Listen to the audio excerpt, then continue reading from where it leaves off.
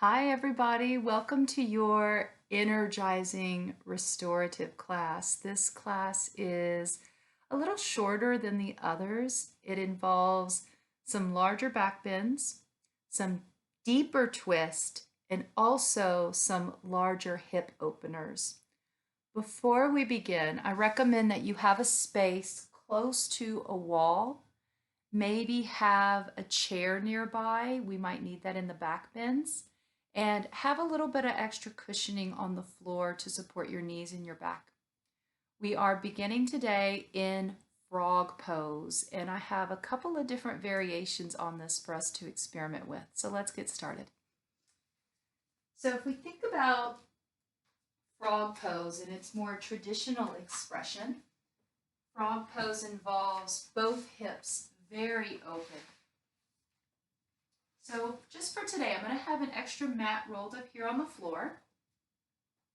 And I'm taking my large bolster, you could use a round bolster instead, using a yoga block to create a ramp on my large bolster. So I'm putting it just like this, and it's going to give me this angle for the body.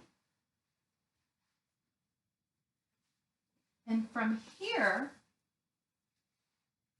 I'm coming forward, placing the entire thigh bone along that bolster, and then just on the edge of the bolster is going to help me with the hip hinge. Now, as I lower down, I could always keep my feet close together. Maybe it's like a reverse butterfly, or take the feet out really wide with the heels in and the toes out, much more traditional.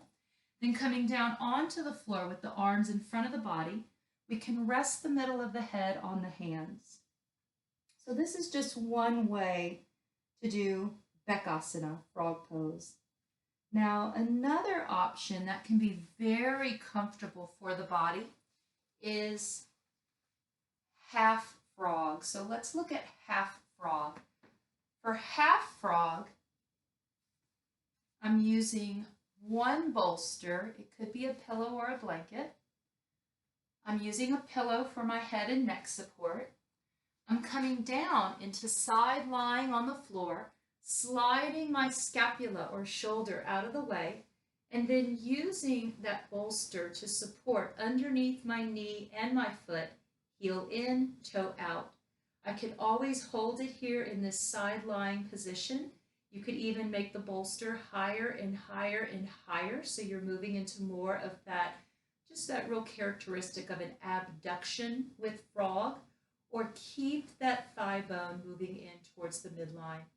As an alternative to get more of that abduction, we can always roll forward, sliding that prop out, beginning to abduct through the hip, and maybe even roll part way onto the belly and the chest using our pillow or using the hands. So go ahead and take a moment and get situated, experimenting with those different expressions for frog.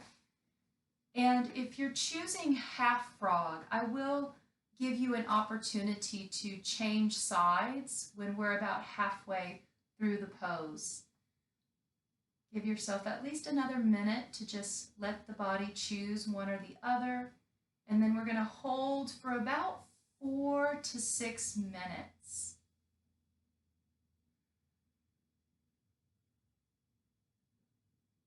Once the body gets settled in the pose, shift awareness just to the breath.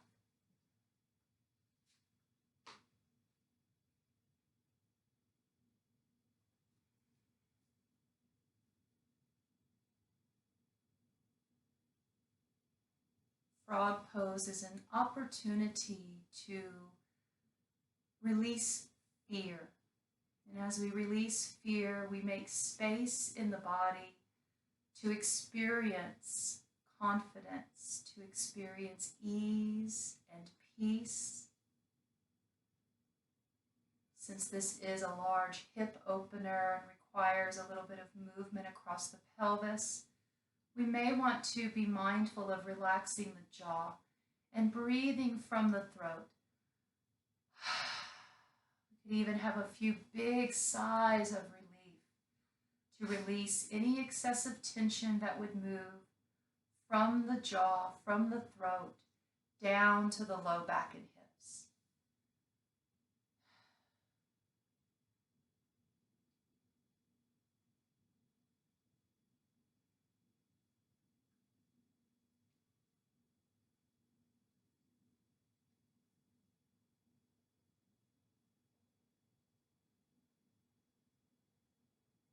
The more we relax the hips and the pelvis, the more we might be able to receive the breath through the hips.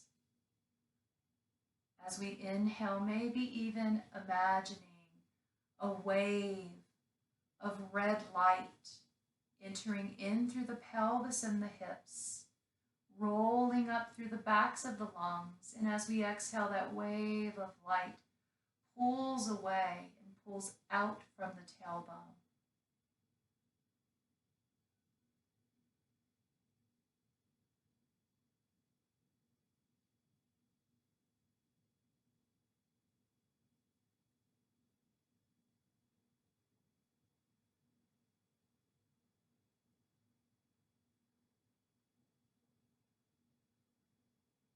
If you're very comfortable where you are in your frog expression or half frog, just stay here.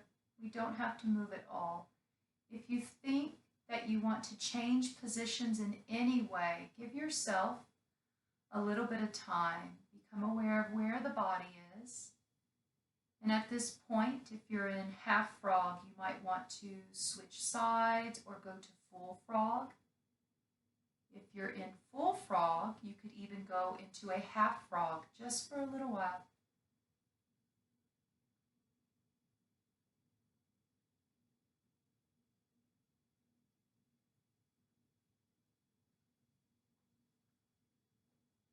Getting settled into the pose, shifting awareness from the body to the breath. And again, no matter where we are, softening the jaw, softening the low back, breathing in through the hips and out from the hips. Staying here for about another quiet minute or so.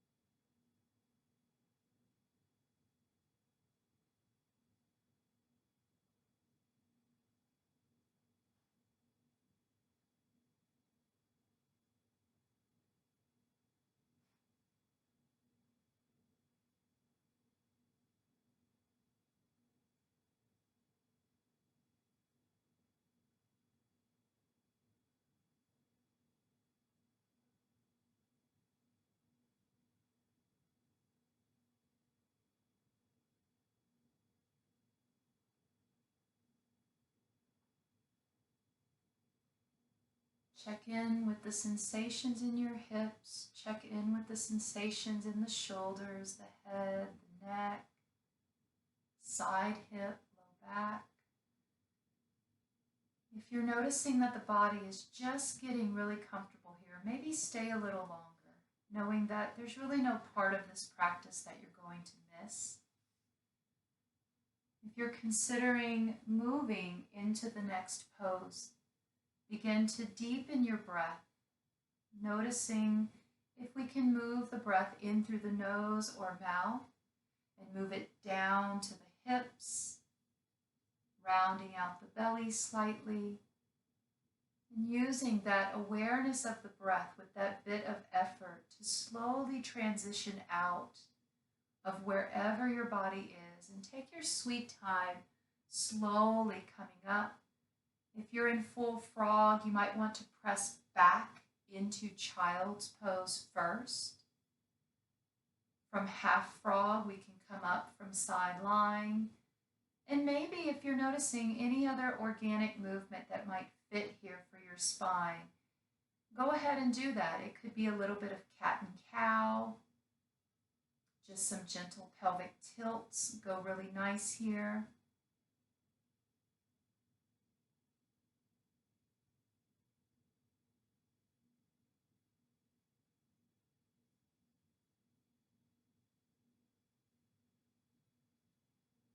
From here, we're moving into a deep twist. So from an open hip, we'll be experimenting with more of a closed hip and a deep twist. I recommend starting with your knees swayed over to the left and bringing your prop in close to that left hip. I'm taking my left hand down on the floor, keeping the elbows soft. Inhale, reaching up and overhead, maybe reaching gently from the armpit to open up the right side of the body a little bit. One more big inhale. When it feels right for you, begin rotating just enough to sense that there is that twist.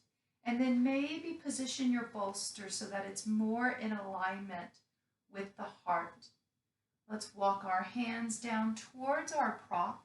And as we begin to lie down, we might notice that the right side of the body is a little more open here.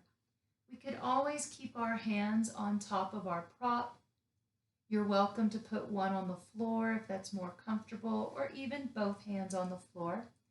If you're noticing that the height of the bolster is not high enough, so maybe our elbows are touching the floor, but we feel the shoulders rising up, you can either pull the elbows back to try to drop and relax those arms, or in cases where the arm bone is really long compared to our prop, we can create a small ramp.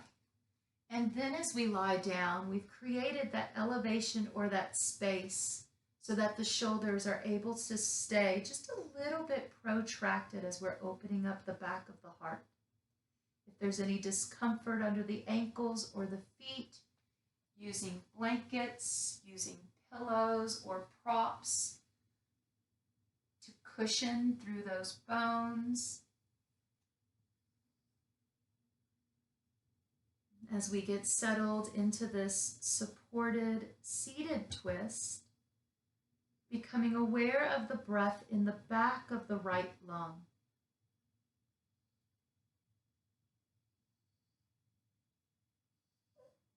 Breathing into the right lung, and then breathing out from the left lung in our twist. Breathing from the right lung to the left lung. This is the practice of Surya Veda. Inhale right, exhale left. We're holding here for about 2 or 3 minutes when we're practicing this breathing technique, knowing that you can change your mind at any time. If this gets uncomfortable, you're welcome to flip over and lie down flat on your back, maybe even knees to chest for a little while to ease any tension in the body.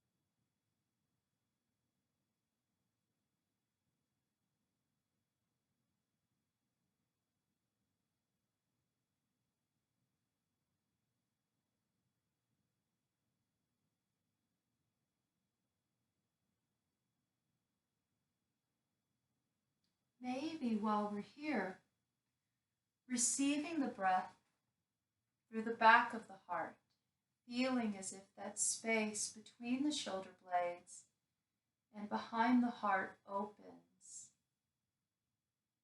Receiving the breath through the back of the heart as we inhale. And then exhale, feeling an energy move through the front of the chest, down into the earth.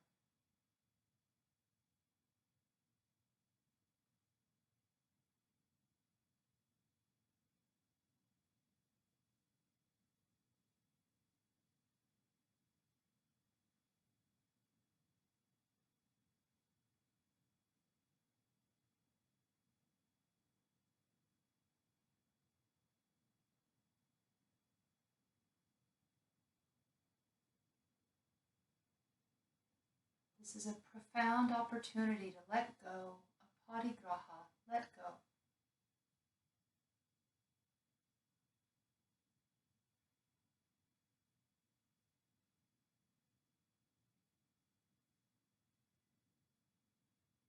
Stay here a little longer if you're noticing that this is creating more and more comfort, or maybe it's creating more curiosity. Maybe we experiment. What happens when we only do this pose on one side? If our body is curious at all about the other side, awareness of the body with the breath. Deepen the breath through both lungs. Breathe down to the low back. When you're ready, let's place the hands in a safe place where we're able to push up, hanging the head nice and loose.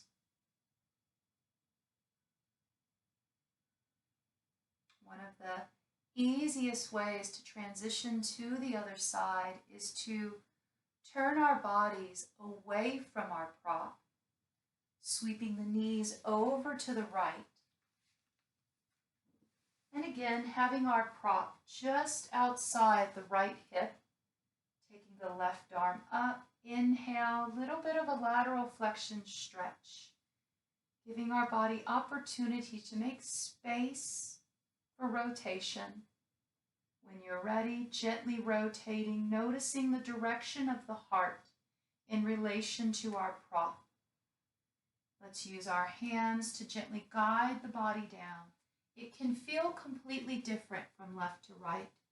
We might turn the head in any direction.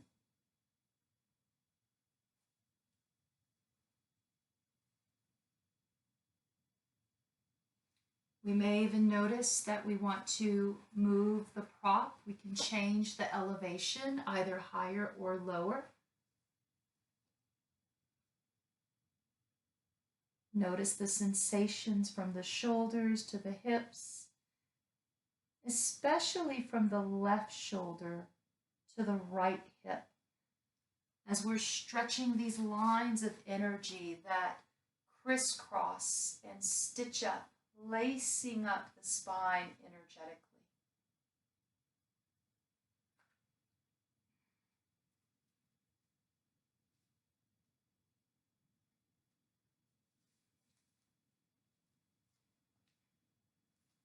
If we have switched sides, breathing into the left lung and out from the right lung.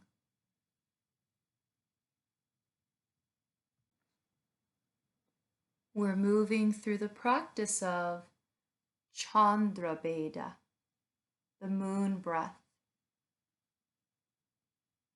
For the next couple quiet minutes, we may even want to give the breath a little character, see the breath, imagining a blue wave of light moving through the left lung, and then a wave of red light moving out the right lung. Breathing in through the low back, through the tailbone, breathing up along the sides of the spine.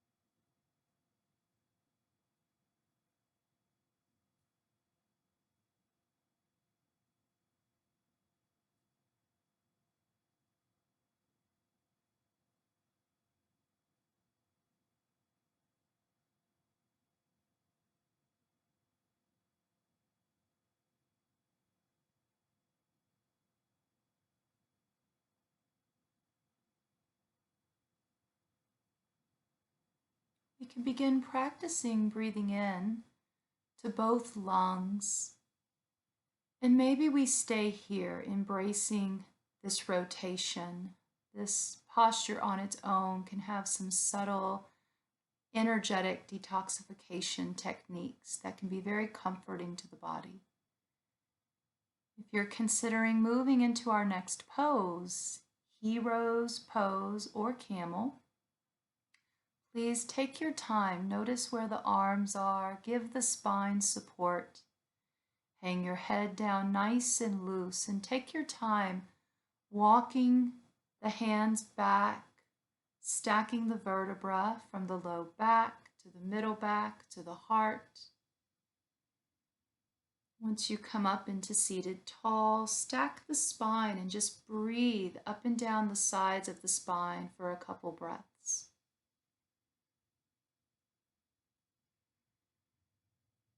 Fully filling the lungs from the low back to the middle back and upper shoulders. Now, if you're considering either our Hero's Pose or Camel Pose today, we might be using the same bolster that we just used in the twist. So I'd like to show you a couple setup adaptations. Some of us might be comfortable as we're coming out of that twist using this same bolster. We might come around and maybe just sit on a block or a pillow.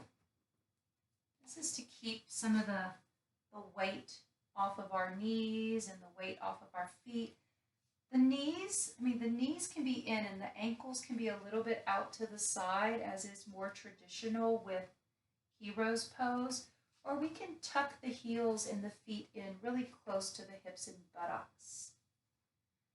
Now, as we begin to experiment with leaning back into this expression of Hero's Pose, we want to feel that the knees stay down, flush to the floor. Jalandhara Bandha is still engaged, and the arms can go out to the side with the palms up, opening up the chest. If we're noticing a lot of loading in the lower spine or in the lower back, that could be a sign that this back bend needs a little more support. So we need to make some space. To make that space, we might want to use a second bolster, and that could come in the form of a crisscross for the body, and then maybe using a few blankets to build this up as well.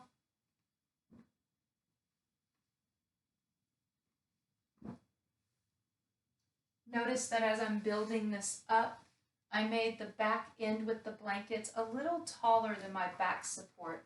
So now as I lie back, I'm able to continue opening up through the thoracic spine, and I'm maintaining Jalandhara Bandha. Restorative Hero's Pose and Restorative Camel are so very close in nature. For the most part, what will differentiate between the two is more thoracic extension versus Hero's Pose that has just a little less thoracic extension. The belly is just a little more closed in our Hero's expression. So if you are looking at my particular propping and the shape of my body today, this is more of an expression of camel with the exaggerated extension through the spine. Now, since I have all this propping, I could take my hands to the side. I could take them overhead and just lace the fingers together, resting behind my head on the props, knowing that I'm set up in such a way that my body will be able to hold for about 4 to 6 minutes. If I was going to stay here any longer, I would provide additional support to my arms. I might even put a couple of chairs on either side of me to support the hands. As an alternative, you could always Capture the essence of the back bend without compromising your knees.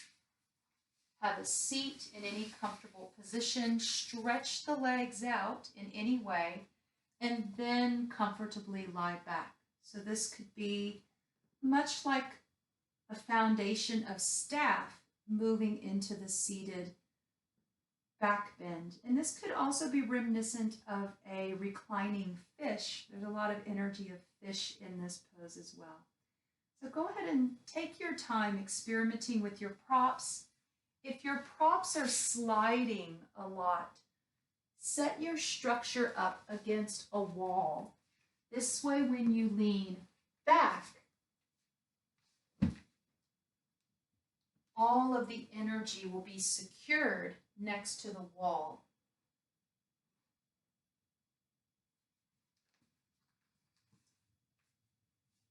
Get comfortable, protect your knees. If you feel the knees peeling up off of the floor, give a little extra support under the ankles and under the shins.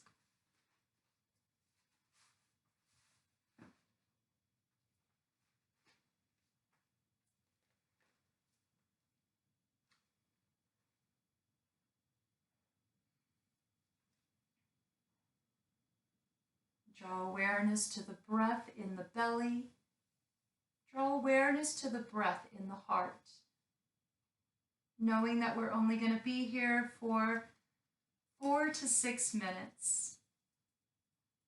Allowing the breath to show us where it wants to be in the body.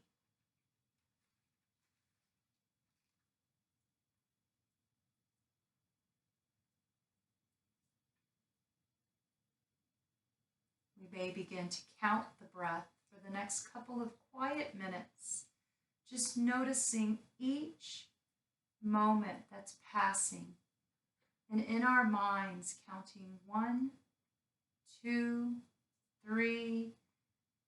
Pause for a moment. When it's time to exhale, noticing each moment that's passing with the exhale. 1, 2, 3. Reminding the body that we are open to receive the breath.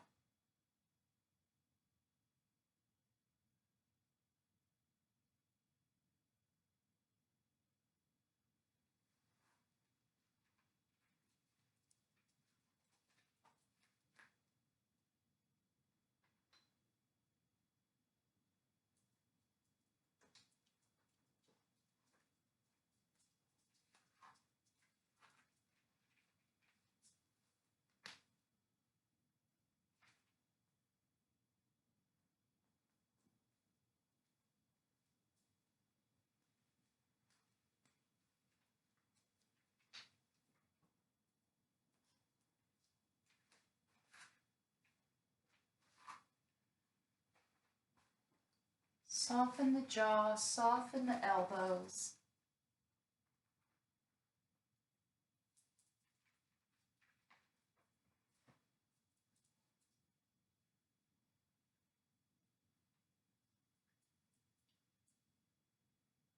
If you're noticing a lot of excessive tension in your low back, your knees, your hips, try Jikwa Bandha, placing the tip of your tongue onto your gum line behind the 2 front teeth, separating the bottom lip away from the top lip.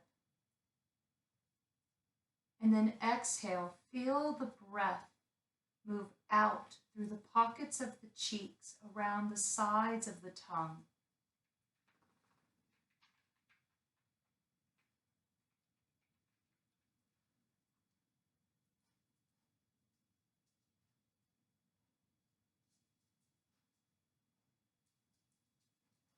Maybe just another couple minutes here.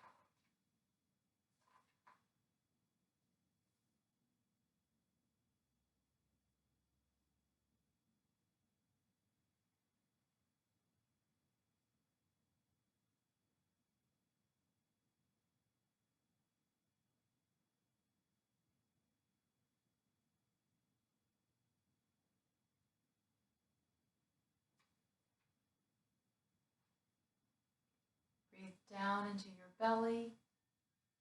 And if you're noticing that you're very comfortable where you are, this might be your final resting pose as we move through a short guided meditation. If we're sensing that there's bits of discomfort, we can choose for ourselves to experiment and maybe observe or watch those sensations. Maybe they'll subside, but just trusting ourselves and our own instinct to exit the pose, moving towards wherever we feel we might be creating the best experience for our bodies. If we want, we can always unfold the legs one at a time, and maybe even take any elevation out from under your hips.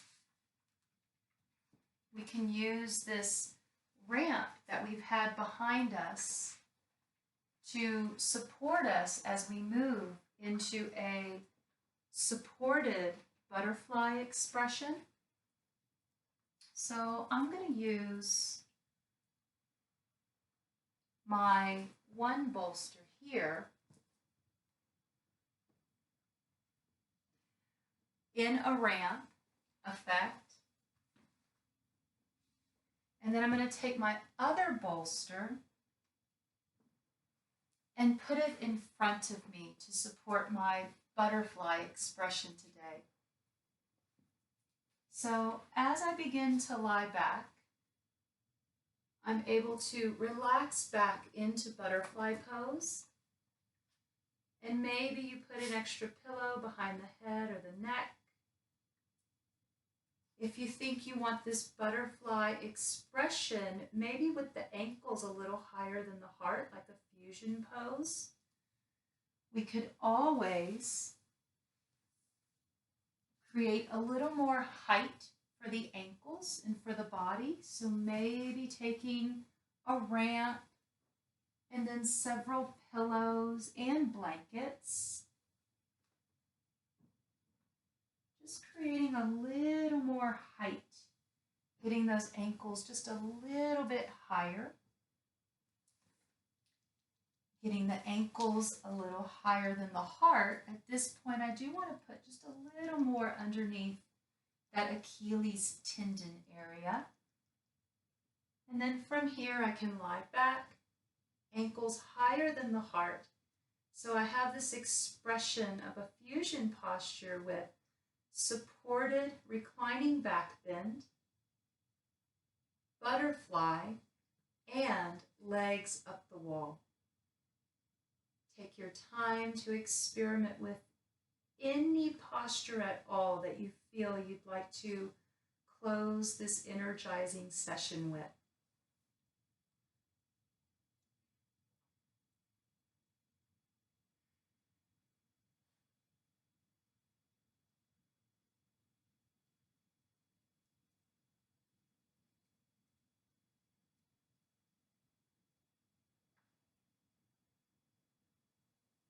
Allowing any tension to leave from the face, especially any tension that might be behind the eyes, feeling that space behind the eyes softening so the eyes can rest back into the mind space.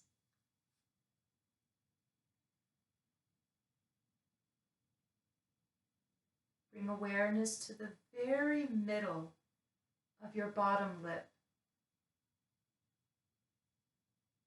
making a small amount of space there.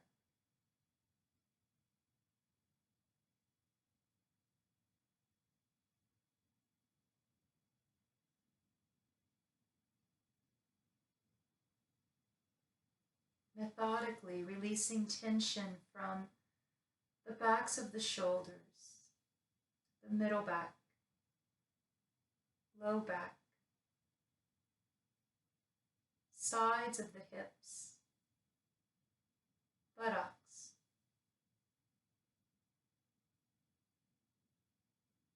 releasing tension from the groin and the pubis area, backs of the knees, insides of the knees, outsides of the knees, tops of the feet, the heels, the toes, allowing the whole body to be at ease and to embrace stillness. Let's embrace that stillness for at least a couple quiet minutes.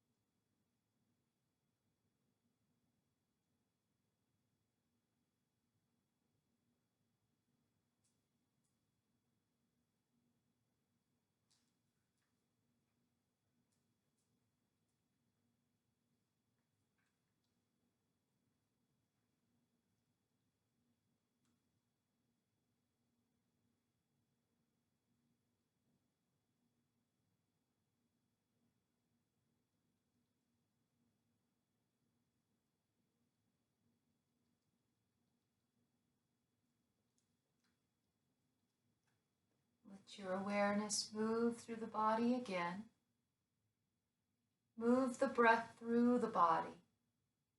Let's begin to ever so subtly deepen that breath with fractions of effort, and maybe anticipating where would your biggest breath be in your body, and slowly work towards that in the next 5 breaths. So this next inhale is only about 20% volume, and then you relax.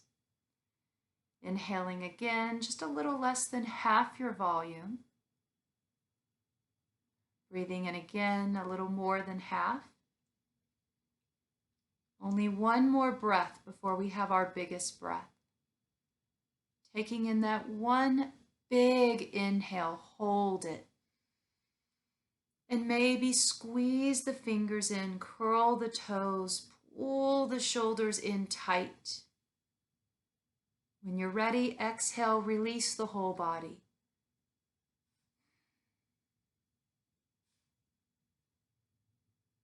Continue to deepen the breath as it feels right for you. This concludes your energizing restorative practice. When you're ready, take your time depending on where you were. You might have a little drop off, so take your time. If you're rolling to one side, open your eyes, see where your props are, where is the floor. And when you're ready, make your way to seated and maybe take a couple minutes just to embrace the breath. Thank you for joining me today. Namaste, everyone.